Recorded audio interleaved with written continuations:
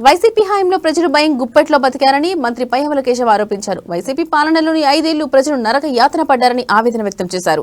నేడు చంద్రబాబు నాయకత్వంలో ప్రతి ఒక్కరి జీవితాల్లో పండుగ సంతోషం నింపిందని పేర్కొన్నారు. చిలకలూరిపేటలో ప్రతిపాటి ఫౌండేషన్ ఆధ్వర్యంలో నిర్వహించిన ఎడ్ల బల ప్రదర్శన పోటీల ముగింపు వేడుకలకు మంత్రి పయ్యావుల కేశవ్, భాష్యం విద్యాసంస్థల అధినేత భాష్యం రామకృష్ణ హాజరయ్యారు. విజేతలకు మంత్రి బహుమతులు అందజేశారు. అనంతరం పయ్యావుల మీడియాతో మాట్లాడారు. మన సంస్కృతి వారసత్వానికి కొనసాగింపుగా ప్రతిపాటి పుల్లారావు ఎడ్ల పోటీలు ఏర్పాటు చేశారని చెప్పుకొచ్చారు. ఎడ్ల పందాలు డబుల్ ఇంజిన్ సర్కారును తలపిస్తున్నాయని వివరించారు. సీఎం చంద్రబాబు నాయకత్వంలోని మంత్రివర్గ సభ్యులందరూ రాష్ట్ర శ్రేయస్సు కోసం పనిచేసే మొదటి కూలీల మాత్రమేనని తెలిపారు. ఈ ప్రభుత్వంలో మంత్రులు కూడా భాగస్వామిగానే ఉంటారని స్పష్టం చేశారు.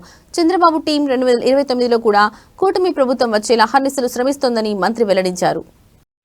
సంక్రాంతి సంబరాలు మండల వాతావరణంలో జరిగే ఇవాళ అదే వాతావరణాన్ని కొనసాగిస్తూ చిలకలూరుపేటలో ఎడ్ల పందాలు గత 3 రోజులుగా జరుగుతూ దాదాపు 100కు పైగా 150 జతలు 125 నుంచి 150 జతల వరకు పార్టిసిపేషన్ జరిగాయి. ఇప్పటిదాకా తెలుగు జాతి సంస్కృతిని వైభవాన్ని గుర్తు చేసేలా పెద్ద ఎత్తున ఏర్పాట్లు చేసి స్థానిక శాసనసభ్యులు పుల్లారావు గారు చేసినటువంటి ఏర్పాట్లలో ప్రతిరోజు వేల మంది రైతులు యువకులు పాల్గొనడం చూస్తూ ఉంటే ప్రజల్లో ఎంత ఉత్సాహం ఉంది అనేటువంటిది కనపడుతుంది.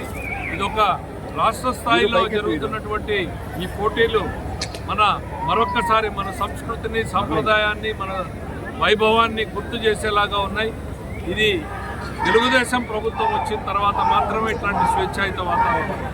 గత 5 ఏళ్లలో ప్రజలు భయం మధ్యన బతికినటువంటి పరిస్థితి ఇవాళ ప్రతిరోజు పండగలాగా జరుపుకునేటువంటి పరిస్థితుల్ని ఏర్పాటు చేస్తున్నటువంటిది చంద్రబాబు నాయుడు గారి నాయకత్వం.